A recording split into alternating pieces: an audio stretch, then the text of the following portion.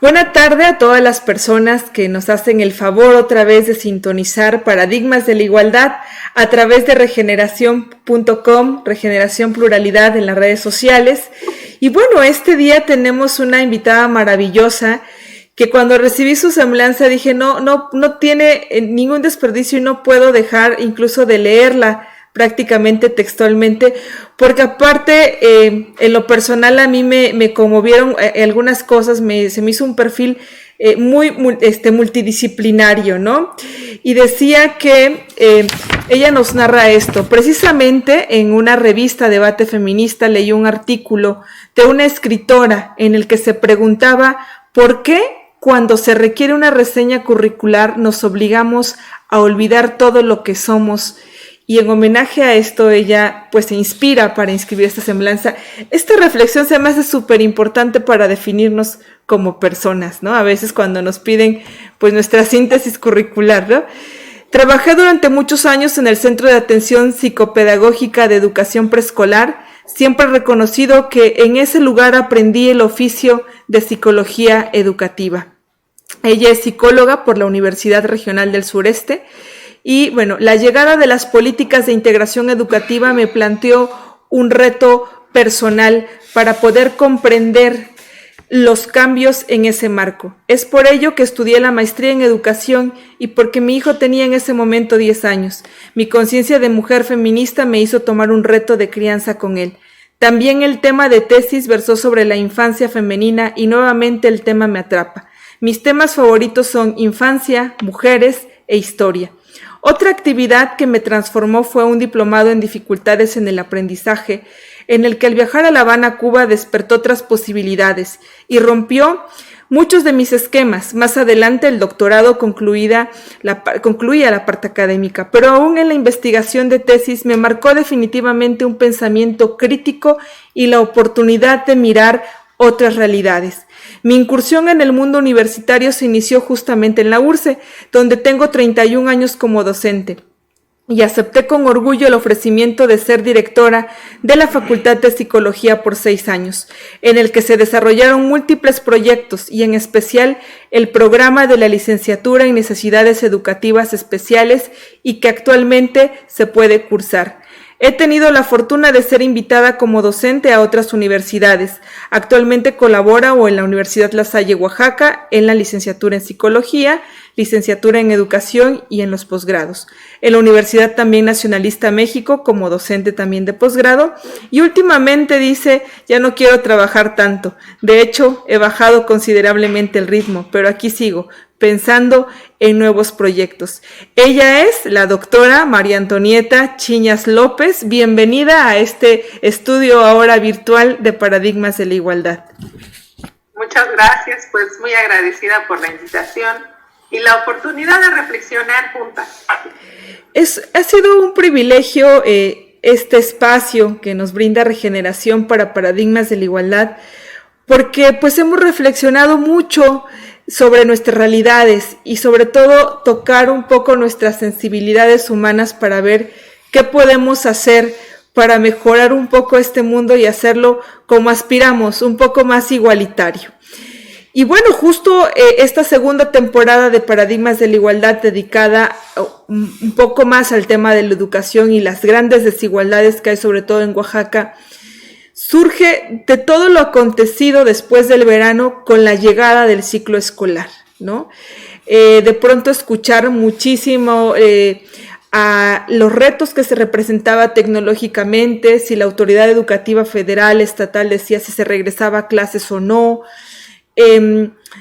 Otra parte, que pensar, por ejemplo, en el programa pasado, en las niñas y niños con necesidades especiales de aprendizaje, a qué retos se enfrentan en el hogar, hogares que se transformaron, cargas de trabajo que de por sí habíamos hablado en este programa desequilibrados, donde generalmente las mujeres trabajamos más horas respecto a los hombres y que construir nuevos roles, nuevos estereotipos nos ha llevado tanto tiempo y de pronto nos cae la pandemia y una vez más las mujeres sacando a flote, ¿no? El tema educativo en casa. No dudo que muchos hombres, afortunadamente en casa, poco a poco se están involucrando más, pero como sociedad no estábamos preparados. Y en este sentido, pues viene esta temática de paradigmas. Y me gustaría conocer justo a mujeres extraordinarias como usted que tienen mucho que compartirnos en su experiencia docente. ¿Cuáles fueron las primeras desigualdades que notó en el ámbito, por ejemplo, de la educación pública? Cuando ya después de la normal, de la licenciatura y llega al espacio laboral, ¿cuáles fueron las primeras desigualdades que empezaron a quedar claramente ahí visibilizadas? Sí, pues fíjate que ahora de adulta, ¿no? Reflexionando sobre los momentos, como tú dices, ¿no?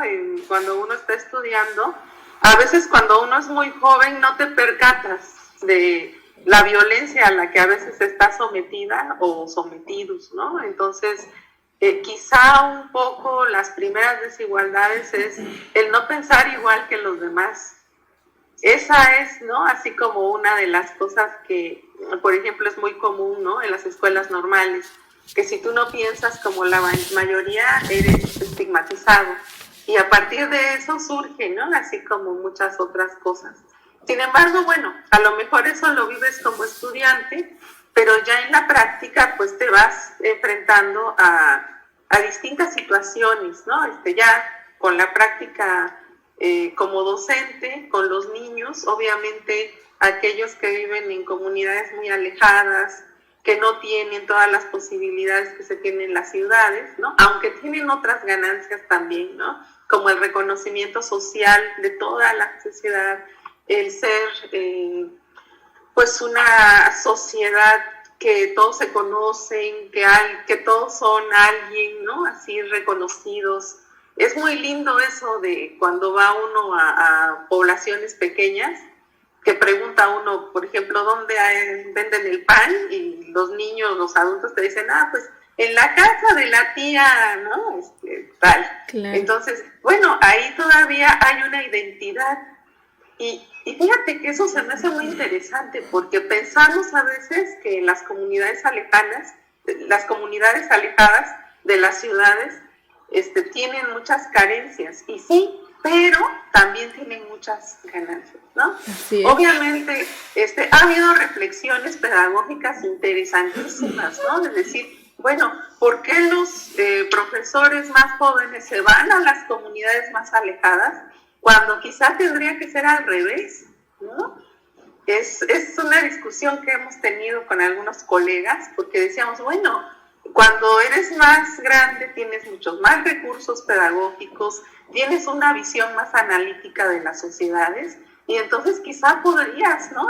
Implementar cosas mucho más interesantes que las que un joven, digo, no porque no tenga las ganas y no porque no tenga el conocimiento, sino porque a lo mejor la experiencia, ¿no? Que se va acumulando puede hacer mucho más, ¿no? Por eso. Fíjate que otra de las cosas a partir de esta pandemia que yo he reflexionado es muchos de los chicos que asisten a la escuela pública, ¿no? De repente yo creo que sí están hoy en día en desventaja con los jóvenes o con los chicos que asisten a las escuelas particulares, ¿no?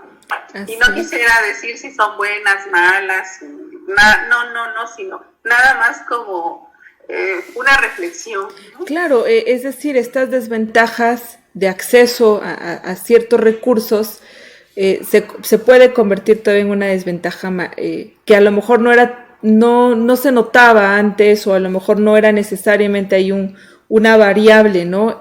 En su aprendizaje. A mí me encanta su experiencia cuando pasa de la parte de preescolar, ¿no? A incorporarse ya a la formación de otras y otros profesionistas. Y yo creo que eso amplía una experiencia que usted nos puede compartir sobre estas discusiones, por ejemplo, que usted nos acaba de poner sobre la mesa. Y en esta transición, cuando ya se ingresa a la educación superior a ser parte de la formación de otras personas adultas, ¿cuáles son a lo mejor otras desigualdades que empieza a notar? a diferencia de las que empezamos a percibir ventajas y desventajas de las pequeñas y los pequeños en ámbitos distintos, ahora con las y los que aspiran a ser profesionistas. Sí, fíjate que es como muy interesante, ¿no? Cuando yo inicio a estudiar la licenciatura en psicología, era muy interesante que la matrícula casi era la mitad y la mitad, ¿no? Yo me atrevo a decir que en el salón donde estudié, con unos compañeros, híjole, fue bien padre, ¿no? Aparte siempre la universidad ¿no? Es muy linda en todos los sentidos.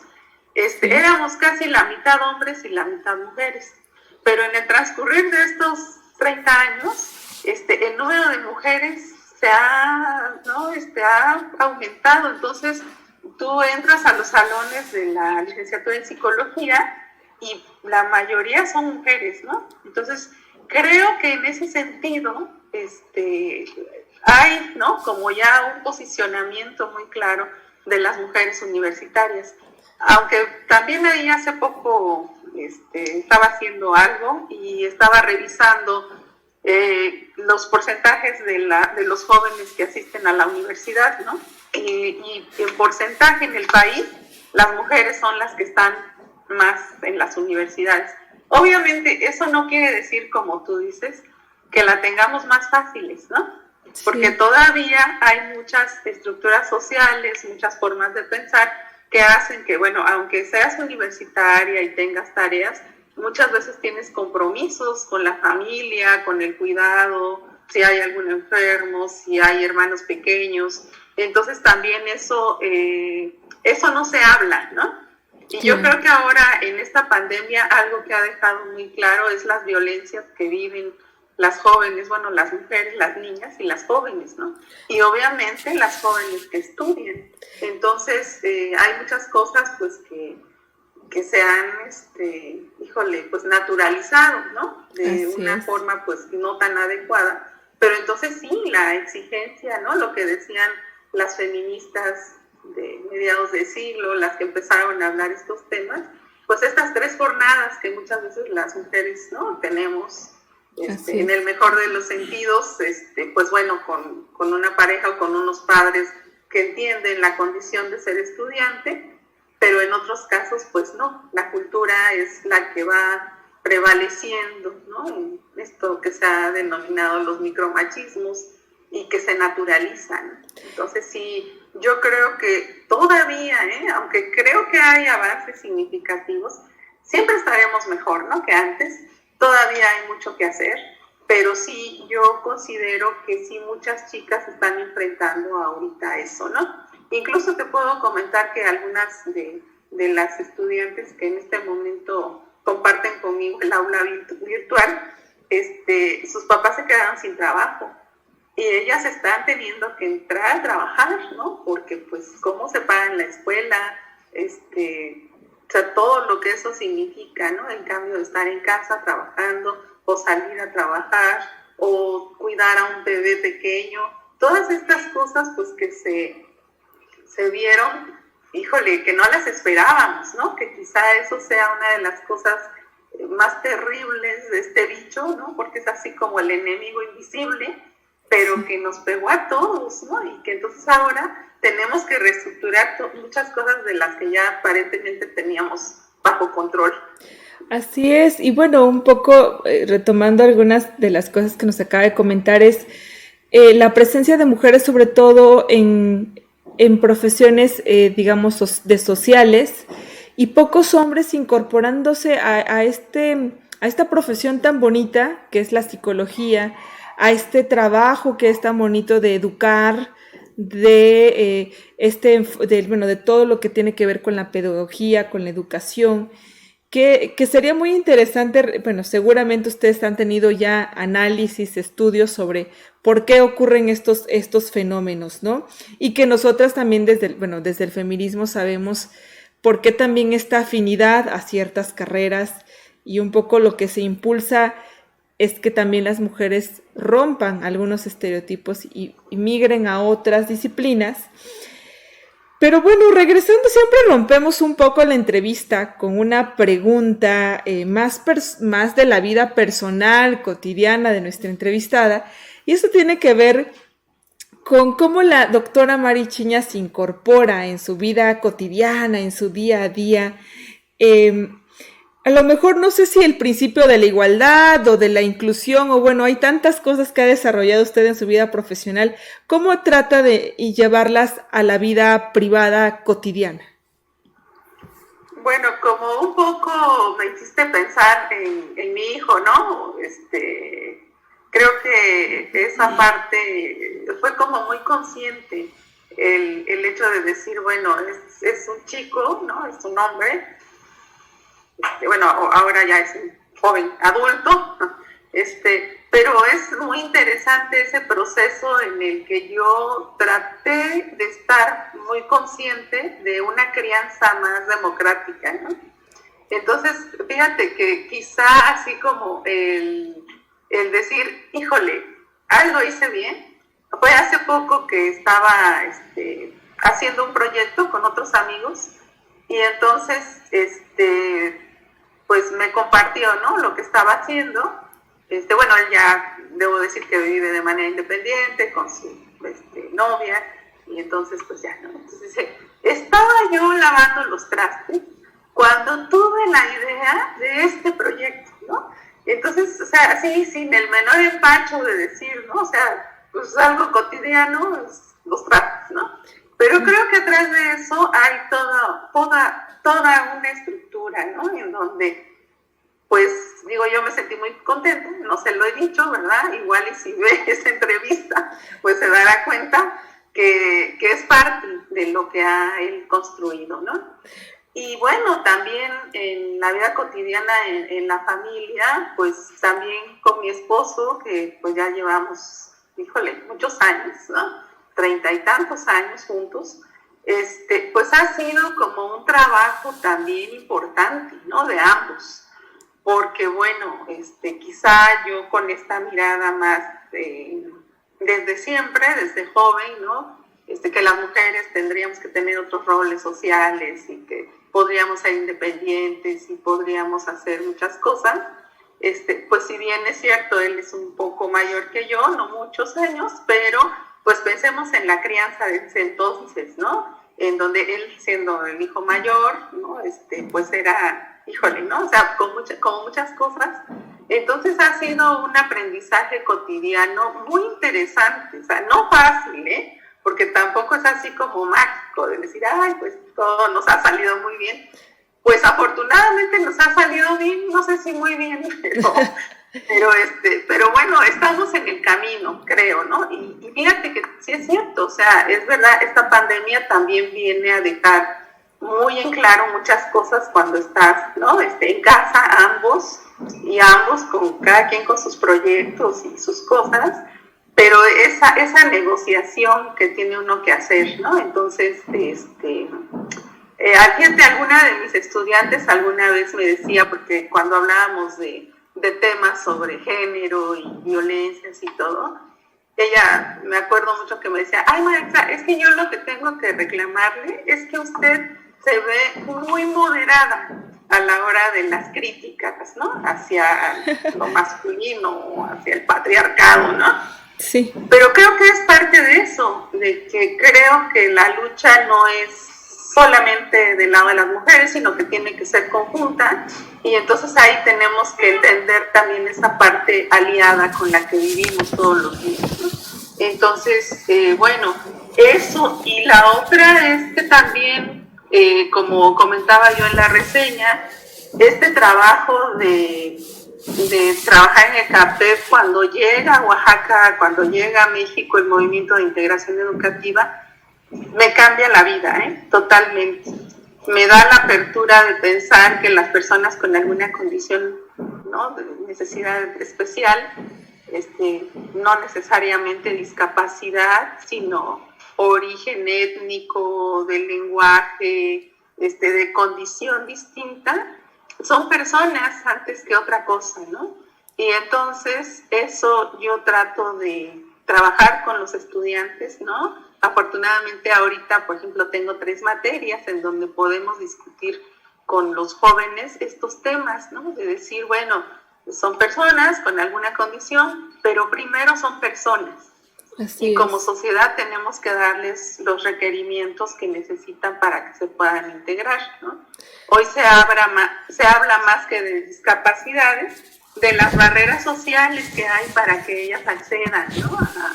a todos los servicios y a todas las condiciones. Entonces, creo que ahí también hay un trabajo importante con todas las personas que nos interesa el área social para poder entender todas estas posibilidades de ser personas, ¿no? Con la dignidad que eso representa. Y yo justamente para ir cerrando, y una reflexión que yo traía en mente desde antes de hacer la entrevista era algo que acaba de comentar. Decía yo, ¿cuándo llegó a México esta visión y esta visión educativa? Que yo recuerdo, yo soy hija de una maestra, y el decir que un gran auge, ¿no? en el país, que también permeó en Oaxaca, de grandes capacitaciones, de creo que un recurso también público interesante que se le invirtió. Ahora, después de avances, de lecciones aprendidas en la educación mexicana y oaxaqueña, con nuestra diversidad cultural también, ¿cuál es hablamos ahora mucho de género, que está muy fuerte en la agenda pública? Quizás, ¿cuál sería alguna buena reflexión sobre qué podríamos hacer a través de la educación o de estas políticas públicas educativas que ahora tienen a lo mejor otros nombres o han agregado otros conceptos como inclusión, como barreras sociales, como necesidades educativas especiales, que pudiéramos reflexionar para al final poder un poco reducir estas desigualdades y enfrentar mejor el reto de la educación en un estado como Oaxaca y en un país como es el nuestro?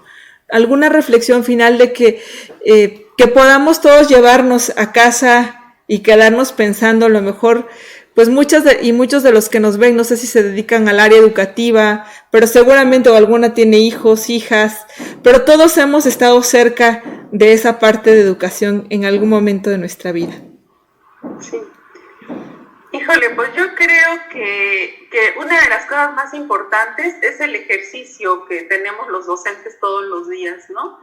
Con la aceptación de nuestros estudiantes, con crear esas críticas, ¿no? A partir de los diálogos que podemos entablar con ellos.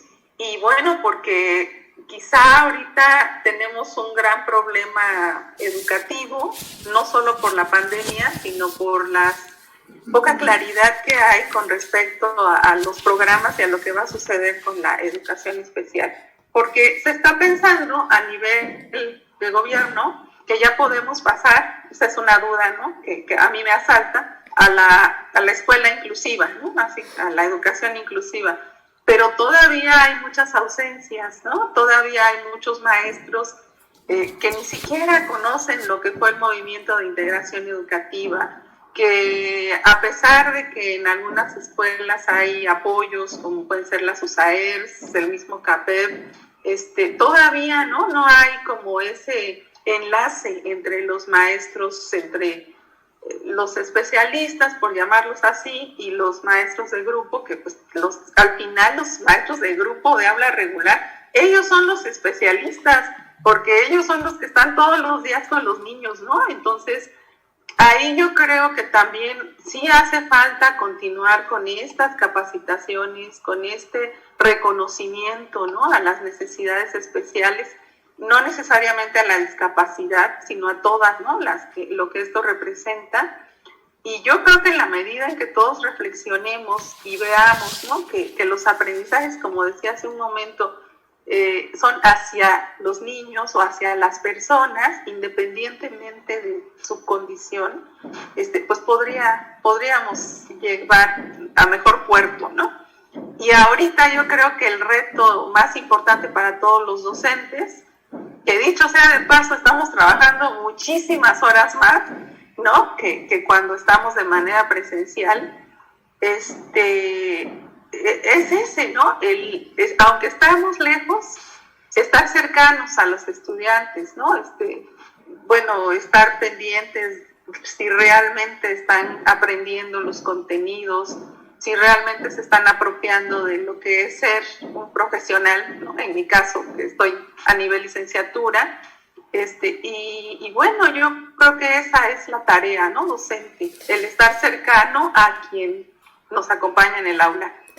Pues qué gran, yo creo, reflexión que tiene varias aristas sobre el reto de la gran pregunta si podemos pasar o no a la educación inclusiva, la parte de reconocer que muchas y muchos están haciendo un esfuerzo triple, cuádruple al estar pasando clases de manera virtual, y yo creo que eso es muy meritorio y que como sociedad nos hace más grandes y nos regresa la esperanza en la humanidad. Y bueno, para finalizar, siempre queremos inspirar la igualdad, que es un poco el objetivo de estas entrevistas, y le pedimos a nuestra invitada que nos haga una recomendación, porque más allá de una recomendación a lo mejor académica o de todo esto que platicamos en la entrevista, hay momentos en la vida que lo que necesita uno es inspirarse, ¿no? Entonces, vamos a inspirar la igualdad, la inclusión, con una recomendación para cerrar esta entrevista de nuestra invitada. ¿Cómo podemos inspirarnos? Sí, gracias. Te comentaba anteriormente que, bueno, soy súper fan de un cantautor español que es Víctor Manuel, seguramente lo conocerán, y si no, pues acérquense porque además tiene una voz así preciosa, ¿no? Y entonces él tiene una canción que canta, que se llama La Mujer de Humo, ¿no? Es una canción, La Mujer de Humo, pero te comentaba que en especial un párrafo, y quizá el párrafo final, él va describiendo a lo largo de la canción a una mujer, ¿no? Que es de lluvia, que no esto, pero al final a mí me encanta esa canción porque yo creo que en la sociedad, ¿no? Y muchos hombres, sobre todo, se enfrentan a esto, ¿no? Que también ahí es muy, bueno, actualmente se está estudiando mucho, ¿no? De esto de cómo se hacen hombres, ¿no? De toda esta cuestión. Pero bueno, vámonos al poema, al poema hecho canción, ¿no? Entonces, va hablando, les digo, de una mujer y entonces reflexiona al final. Porque una mujer de lluvia no hay manera de secarla. Si no sabes por qué llora, mucho menos por qué escampa. Puede volverse rocío o transformarse en escarcha y sin decir ni hasta luego, perderse en la mar salada. Yo sé que el agua puede si la dejas estancada, que el humo desaparece sin que puedas hacer nada. Pero hay cosas que maltratan, ensombrecen la mirada. Demasiado tarde supe que ella con ella se basta. Entonces wow. Es como, sí, muy inspirador, y pues con esta hermosa frase que cierra la canción de Víctor, de este cantante español, cerramos, de Víctor Manuel, cerramos esta entrevista un poco repitiendo esto, ¿no? De ensombrece en la mirada, demasiado tarde supe que ella con ella se basta. Pues muchas gracias por acompañarnos y nos vemos en la próxima emisión de Paradigmas de la Igualdad.